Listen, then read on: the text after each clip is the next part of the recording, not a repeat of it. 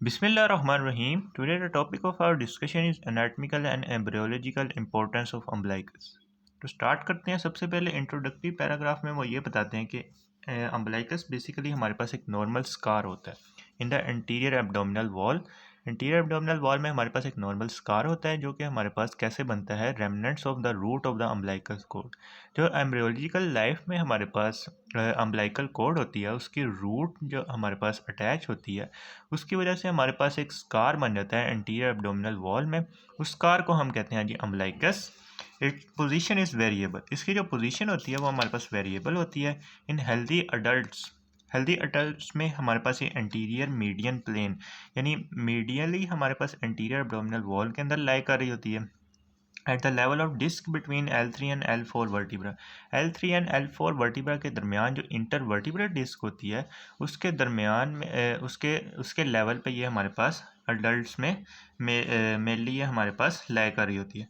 It is lower in infants के अंदर ये बेसिकली हमारे पास लोअर होती है in person with pendulous abdomen, यानी किसी का एब्डोमेन आगे को निकला हुआ है तो उसके अंदर इसकी पोजीशन क्या होगी, लोअर होगी। अब हम इसकी एनाटॉमिकल इंपॉर्टेंस की बात कर लेते हैं। With reference to lymphatics and venous drainage, the level of umbilicus is a watershed.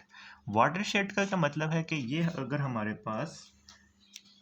हमारे पास अगर अम्बलाइकस है तो इसके ऊपर वाली जो लिम्फेटिक्स होगी वो हमारे पास ऊपर ड्रेन करेगी और जो इसके नीचे वाली लिम्फेटिक्स होगी वो हमारे पास नीचे ड्रेन करेगी।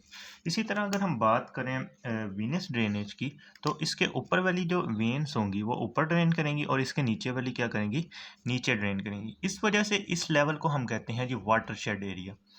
With reference to lymphatics and venous drainage, the level of umbilicus is a watershed, that is, lymph and venous blood flow upwards above the plane of the umbilicus, यानी plane of umbilicus से ऊपर वाली जो veins और lymph nodes होंगे वो हमारे पास ऊपर फ्लो करेंगे और जो इसके नीचे होंगे वो हमारे पास इसके नीचे ड्रेन करेंगे। They do not normally cross this umbilical plane. ये हमारे पास यूजुअली जो अम्बलाइकल प्लेन होता है उसको क्रॉस नहीं करते। अब हम इसको डायग्राम से भी देख लेते हैं। अब इस डायग्राम में हमें दिखाया गया कि ये हमारे पास है जी अम्बलाइकस जो हमारे पास L3 एंड L4 वर्टिब्रा के दरमियान जो इंटर वर्टिब्रल डिस्क होती है उसके लेवल पे लाई कर रही है। हम देख सकते हैं कि इसके जो ऊपर वाली वेन्स और लिम्फ होगी वो हमारे पास ऊपर ड्रेन करेगी और इसके नीचे वाली जो वेन्स और लिम्फ होगी वो हमारे पास नीचे ड्रेन करेगी। तो इस वजह से हम इस अम्बलाइकल प्लेन को क्या कहते हैं, ये हमारे पास होता है जी वाटरशेड लेवल। नेटपिकल इंपॉर्टेंस में अगर हम सेकंड पॉइंट की बात करें तो हमारे पास जो स्किन होती है अम्बलाइकस की उसको हमारे पास जो नर्व सप्लाई होती है वो हमारे पास T10 स्पाइनल नर्व्स होती है। अब ये T10 स्पाइनल नर्व की हमारे पास जो अपेंडिक्स होती है उसको भी ये सप्लाई करती है। तो इसकी वजह से अगर हमारे पास अपेंडिसाइटिस हो जाए यानी इन्फ्लेमेशन ऑफ अपेंडिक्स हो जाए तो हमारे पास अम्बलाइकल रीजन में भी रेफर्ड पेन होगा। अगर हमारे पास पेन अगर माइल्ड है तो सबसे पहले ये अम्बलाइकल रीजन में फील होगा अपेंडिसाइटिस का, और अगर हमारे पास ये एक्यूट या हमारे पास ये शिद्दत अख्तियार कर जाए फिर ये हमारे पास राइट इलियक फोसा जहाँ पे हमारे पास अपेंडिक्स प्रेजेंट होती है वहाँ पे फील होगा। उसके बाद नेक्स्ट हमारे पास एनाटॉमिकल इम्पोर्टेंस में हमारे पास पॉइंट है कि ये हमारे पास साइट होती है पोर्टोकेबल एनास्टोमोसिस की।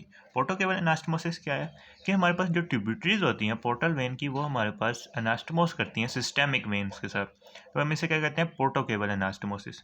अब पोर्टल हाइपरटेंशन में क्या होता है कि ये हमारे पास एनास्टोमोसिस ओपन अप हो जाते हैं जिसकी वजह से हमारे पास डायलेटेड वेन्स हो जाती हैं जो हमारे पास अम्बलाइकस से क्या कर रही होती हैं, रेडिएट कर रही होती हैं। इन डायलेटेड वेन को हम कहते हैं जी कैपिट मेडुसा। ये इन कैपिट मेडुसा के अंदर हमारे पास ब्लड फ्लो तो नॉर्मल होता है, यानी ये जो डायलेटेड वेन्स होती हैं पोर्टल हाइपरटेंशन में इनमें हमारे पास ब्लड फ्लो तो नॉर्मल होता है और ये हमारे पास जो वाटरशेड लाइन होती है उसको भी ब्रेक नहीं करते।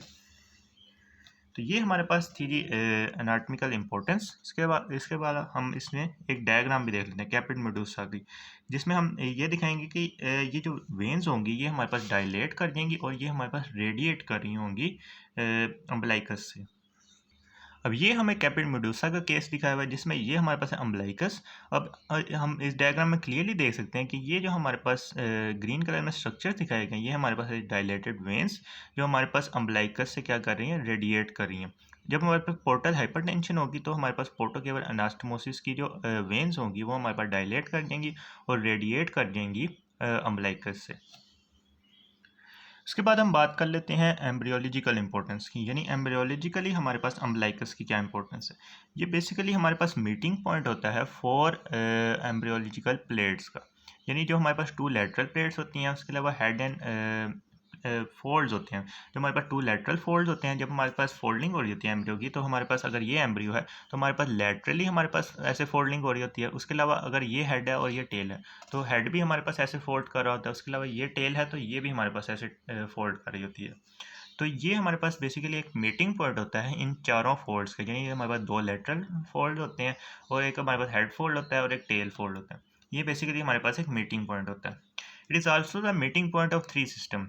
हमारे पास एक डाइजेस्टिव सिस्टम होता है जिसमें हमारे पास वाइटलो इंटेस्टाइनल डक्ट होती है।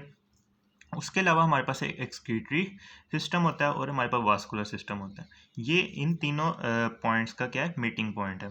सबसे पहले हमने देखा कि ये मीटिंग पॉइंट्स था चार फोल्ड्स का, two lateral fold, one head fold and one tail fold. फिर हमने देखा कि ये हमारे पास मीटिंग पॉइंट था तीन सिस्टम का, digestive system, excretory system and vascular system. Digestive system में हमारे पास आ जाती है वाइटलो इंटेस्टाइनल डक्ट, एक्सक्रीटरी सिस्टम में हमारे पास आ जाती है यूरेकस और वास्कुलर सिस्टम में हमारे पास आ जाती है जी अम्बलाइकल वेसिकल। तो हम इसके बाद हम देख लेते हैं क्लिनिकल एनाटॉमी कि अगर हमारे पास ये वाले जो स्ट्रक्चर्स हमने ऊपर पढ़े हैं, ये हमारे पास अगर रेमनेंट रह जाएं, यानी हमारे पास ये चूंकि हमारे पास बाद में ये डिसअपेयर हो जाते हैं, तो अगर हमारे पास किसी अबनॉर्मेलिटी की वजह से ये हमारे पास परसिस्ट रह जाएं, तो उसकी वजह से हमारे पास कौन कौन सी अबनॉर्मेलिटी आ जाती है। सबसे पहले वो कहते हैं कि remnants of the vitello intestinal duct, ये हमारे पास डाइजेस्टिव सिस्टम में होती है, may form tumour eight the umbilicus. ये हमारे पास अम्बलाइकस के अंदर क्या बनाती है, ट्यूमर बना देती है। अब इन ट्यूमर्स को हम कहते हैं कि रेस्पबेरी रेड ट्यूमर या फिर चेरी रेड ट्यूमर, क्योंकि इसका कलर हमारे पास अम्बलाइकस के अंदर हमारे पास ये ट्यूमर लाइक कर रहे होते हैं और इनका कलर हमारे पास रेस्पबेरी या फिर चेरी लाइक होता है, चेरी रेड होता है। तो इसको इन ट्यूमर्स को हम कहते हैं रेस्पबेरी रेड ट्यूमर या फिर चेरी रेड ट्यूमर। उसके बाद हमारे पास persistence of the patent vitello intestinal duct को हम कहते हैं जी faecal fistula at the umbilicus. उसके अलावा persistence of proximal part of vitello intestinal duct को हम कहते हैं मैकल्स डायवर्टिकुलम। उसके अलावा persistent of middle part of the vitello intestinal duct को हम कहते हैं इंटेरोसील। उसके अलावा परसिस्टेंट ऑफ यूरेकस को कहते हैं हमारे पास बनाता है यूरिनरी फिस्टुला। और any weakness and the umbilicus के अम्बलाइकस के लेवल पर हमारे पास अगर कोई भी वीकनेस हो जाए तो उसकी वजह से हमारे पास जो एब्डोमिनल कंटेंट्स होते हैं, यानी जो लूप्स ऑफ इंटेस्टाइन होते हैं, वो हमारे पास बाहर आ सकते हैं, जिसकी वजह से हमारे पास क्या हो जाता है जी अम्बलाइकल हर्निया। अब इनको सब की एक एक तस्वीर देख लेते हैं जिससे हमारे पास ये समझना आसान हो जाएगा। सबसे पहले इस डायग्राम में हम देख सकते हैं कि अगर हमारे पास परसिस्टेंट हो जाए patent persistence of the patent vitello intestinal duct की वजह से हमारे पास ये जो फिस्टूला बना है गट और अम्बलाइकस के दरमियान, इसे हम कहते हैं जी फीकल फिस्टूला। इसके अलावा अगर हमारे पास परसिस्टेंस हो जाए यूरेकस की, तो हमारे पास ये जो बना है, ये हमारे पास है जी यूरिनरी फिस्टूला। उसके अलावा अगर हम हमारे पास अम्बलाइकस के लेवल पे कोई वीकनेस हो जाए तो लूप्स ऑफ इंटेस्टाइन हमारे पास अम्बलाइकस से बाहर आ जाएंगे, जिसको हम कहते हैं जी umbilical hernia. So this was all about the anatomical and embryological importance of umbilicus. If you like this video, then kindly share it with your friends and subscribe to my channel.